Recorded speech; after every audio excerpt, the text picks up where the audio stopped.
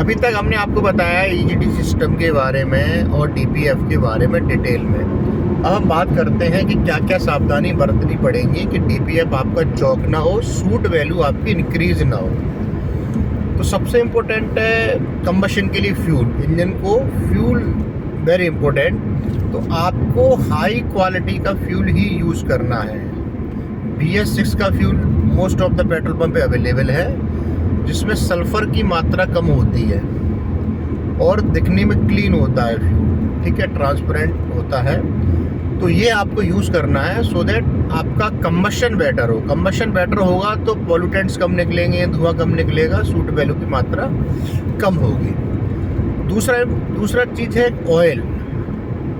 जब सबको पता है कि सभी का इंजन का टेम्परेचर डिफरेंट होता है, वर्किंग टेम्परेचर, ऑयल भी उसी के हिसाब से कैलिब्रेट किया जाता है, ठीक है। और जो टेस्टेड ऑयल है, जो रिकमेंडेड ग्रेड है कंपनी का, वही आपको यूज करना है। तीसरा इम्पोर्टेंट है आपका, अगर आप कोई टेम्पर्ड करते हो वायरिंग को, मान लो आपका गाड़ी नई गाड़ी है, आपको GPS लगाना है, आपको ये सील फिटमेंट करना है, आपको कोई भगवान जी की फ़ोटो लगानी है, ठीक है, उसमें लाइट देनी है, या आपको रेडियो मिर्ची के लिए शौकीन है तो आपको म्यूजिक सिस्टम लगाना है। तो इन सब के लिए आपको वायरिंग टेम्पर्ड नहीं करनी है। आपको कनेक्शन लेना है बैटरी से, आपको कनेक्शन लेना है ओपन सर्किट से, ठीक है। अगर आप ये वायरिंग टेम्पर्ड करते हो तो वोल्टेज ड्रॉप होगा, तो जो सेंसर की इंफॉर्मेशन ECU को जानी है तो वो करेक्ट इन्फॉर्मेशन नहीं जाएगी, तो सिस्टम मल फंक्शनिंग करेगा, तो पॉल्यूटेंट्स वहाँ भी फ्यूल डिलीवरी डिस्टर्ब होगी। फ्यूल डिलीवरी डिस्टर्ब होने की वजह से आपका पॉल्यूटेंट ज़्यादा निकलेंगे, सूट वैल्यू ज़्यादा होगी, तो चौक होने की संभावना ज़्यादा है। चौथा इम्पोर्टेंट कारण है कि अगर आपकी गाड़ी मान लो स्कूल की गाड़ी है जिसका ट्रिप शॉर्ट है, शॉर्ट ट्रिप पे चलती है, मान लो 10 किलोमीटर जाना, 10 किलोमीटर जाना, कम चल रही है, ठीक है, तो इसमें भी आपकी संभावना है कि सूट वैल्यू बढ़ेगी, क्योंकि वर्किंग टेम्परेचर, रीजनरेशन टेम्परेचर वो रीच नहीं करेगा, ठीक है। जितना टेम्परेचर 400 डिग्री से ज़्यादा होता है ऑटो रीजनरेशन के लिए, तो वो ज़्यादा रीच नहीं करेगा, तो आपको सूट वैल्यू और DPF चौक होने की संभावना है। नंबर 5 की अगर आपकी गाड़ी आप कम स्पीड में चलाते हैं तो भी आपको सूट बढ़ने की संभावना है, पॉल्यूटेंट्स ज़्यादा निकलेंगे, DPF चौक होने की संभावना है।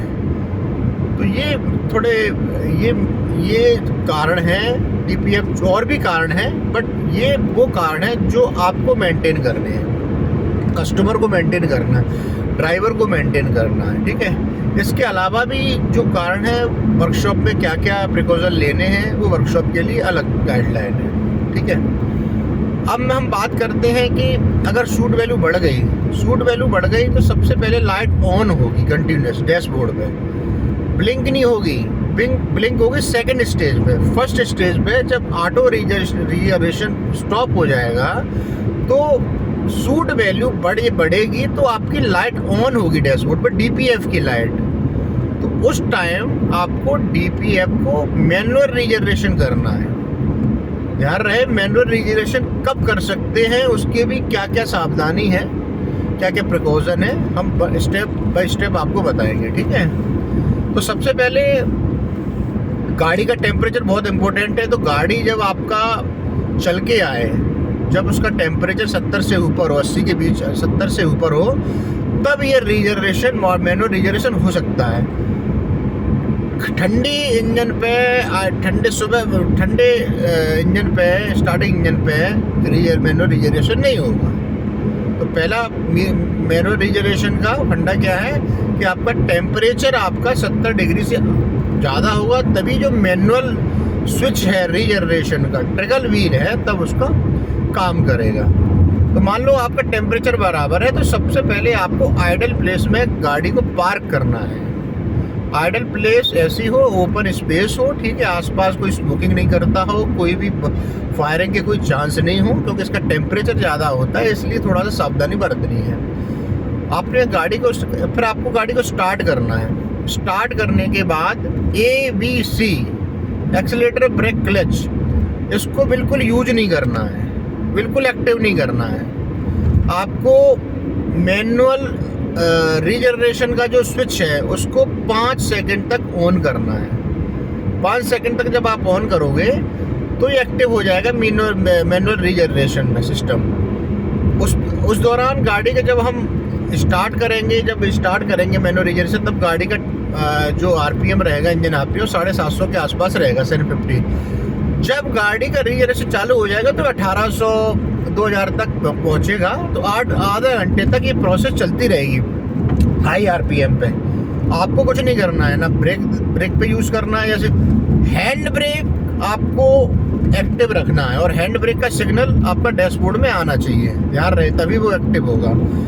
तीसरा, फ्यूल आपका कम से कम 20 लीटर फ्यूल टैंक में होना चाहिए इस कम से कम, क्योंकि बीच में ये मैनुअल रीजनरेशन जब प्रोसेस चलती है तब ये बंद नहीं होना चाहिए, ठीक है। तो ये जब मैनुअल रीजनरेशन हो जाएगा तो ये एक न्यूट्रल पोजीशन पर गाड़ी आ जाएगी। जब आइडल पे आ जाएगी तो जो लाइट ऑन हुई है वो डिसेबल हो जाएगी, बंद हो जाएगी वो, ठीक है। तो ये एक कारण है। दूसरा, एक और मैं आपको, अगर आपको मैनुअल रीजनरेशन नहीं करना है, गाड़ी शॉर्ट ट्रिप पे जाती है, लाइट आ गई, तो आपको 60 से 80 की स्पीड में गाड़ी को आधा घंटे तक चला के रखनी है, सो दैट ऑटो रीजनरेशन चालू रहेगा।